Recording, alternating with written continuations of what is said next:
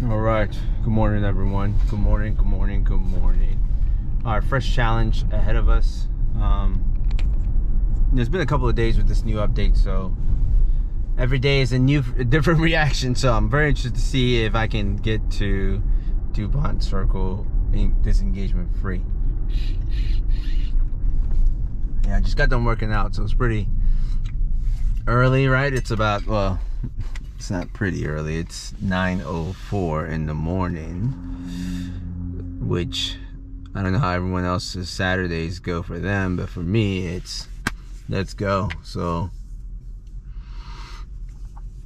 my hope is that there'll be a little bit of traffic, maybe, because this is a running city, so everyone's always training, which is kind of exciting.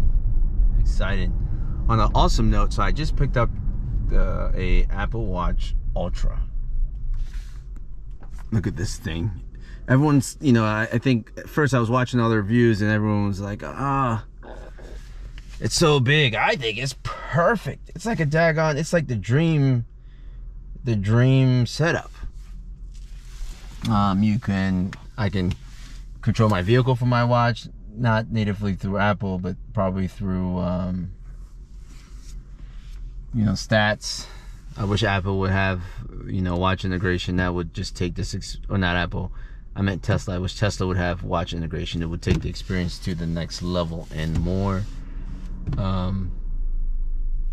But without it, I love the fact that they open up their API, which stands for Application Programming Interface, that allows for adoption and allows for developers to write custom applications, new interfaces, right? So new graphical interfaces for people to use common functions. So it's pretty fun nonetheless. So a lot of the developers, and I think not just companies but individuals, right? So citizen developers have built some amazing Tesla apps, because if you look at all the apps that are out there, the ones with the best interfaces are the ones that tend to do very, very well. So I know there's stats. There's, I think My Tesla Remote is what it's called, but that one's pretty good. There's another one that's really cool looking, but it has a subscription model that I think sucks. But it's so beautiful. Obviously, these companies need to make money, so I don't want to diminish that fact. But a lot of these applications are pretty fun. And like I said, the watch integration to me is the big selling point when it works, right? Because I've had apps before that did not work, which was not fun. But so far so good. So this left turn that the vehicle's about to make has not always been the best. I always question like how far forward the vehicle goes, but it did pretty good there. I mean, they kind of go forward a little bit more than what I would do. But it was fine enough, right, to be considered a successful left turn. Again, personally, just going back and looking at some of the videos from earlier betas, it's evident that we have taken some significant steps forward. And just like I think Elon said, it's a fine-tuning game now, right? Like it looks like they found the right ML approach to solve this self-driving problem. Now they're just gonna fine-tune it to make sure the driving dynamics are in line with what people are expecting. So that's my read on what's happening. Is every new update gives me a new set of driving dynamics. The one right before this was interesting because it was super hesitant when pedestrians were around, like extra hesitant and reactionary. This one seems to not necessarily apply the same level of hesitancy, but a little more natural. Feels more natural. Which, what does this mean years from now? Like this discussion of natural versus not natural, I think as long as they're not, movements that hit some threshold of force, right? So heavy break in, really, really sharp turns. As long as those things aren't there, I think most people will be okay with what's happening.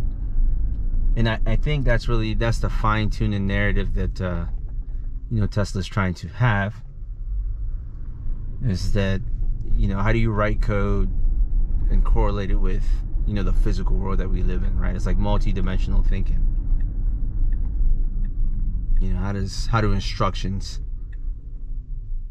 you know, let's call them ISA instructions, so assembly, how do you turn instructions into you know, action in the real world? And how do you create feedback, right? So how do you create the feedback loops that inform, right, the software approach that you've built? I think that's the long-term fight.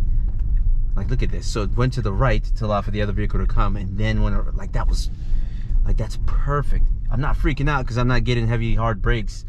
You know, the vehicle's just slowing down nice and slow. It's moving very well. I'm making a left now. It's being cautious because of this pedestrian. Then it actually executes the left. That seems very unnatural, that action that just occurred right there, but it's okay. I will accept it. I'm not a fan of what just happened, but gotta keep moving, keep the train moving. Here's another. So I already know that Tesla, the Model 3S is gonna mess up this part. So it stops pretty good, and then watch, it's gonna stop again. Right, super awkward. And there's a car approaching behind me, like, what the heck's he doing? In fact, he was getting ready to go around me. But let me just do my due diligence and send it back to Tesla. But yeah, just little stuff like that. You know, what are you gonna do about it? Is it right? Is it wrong? You know, in the eyes of the observer, it's probably wrong. In the eyes of the legal framework, you know, Tesla could probably get away with saying, well, there are 2 stop signs. So, right, semantic versus, I'm not sure the other word, but, you know. But, again, let's talk about the good things. So, in this road right here, I just got a horn because the car slowed down to let the vehicle in front of me enter this lane. Because these 2 lanes that I was just in are usually a friction point because you have to get on the further right. So, Beta tried to be nice and let the guy, right, let's call it cut in. The guy behind me was like, what the heck are you doing? You know, why are you letting them in? So those are our battles. But pretty good right turn there. Now we need to make a left. Now, this left is, again, another interesting one to see. So usually in let's call it updates about 5 updates back, and I haven't tested it since 5 updates back, the vehicle just tries to go straight through. Not this light that I'm in, but the next light that I'm about to approach. I noticed during my last video, it didn't do that. Look, it's trying to let this biker go, but the person behind me is going to freak out. So I just kind of accelerated through. Now the person behind me is going to try to go around me because that's what they do. So I just took over, but it would have been awesome to see what will actually happen. I'll reactivate it here. This one is probably going to be a little bit of a contested, let's call it, movement. Because the lane that I'm in might be a left-only lane. Obviously, there's construction happening, so you can't really see the lane lines. I'm just happy the vehicle stopped. You know what? I'm just gonna take over because I don't want to play this game, and I'm gonna go plaid mode. There you go. You see that? That way, no one's gonna keep up with me. I'm sorry to say it like that, but it's just a fact.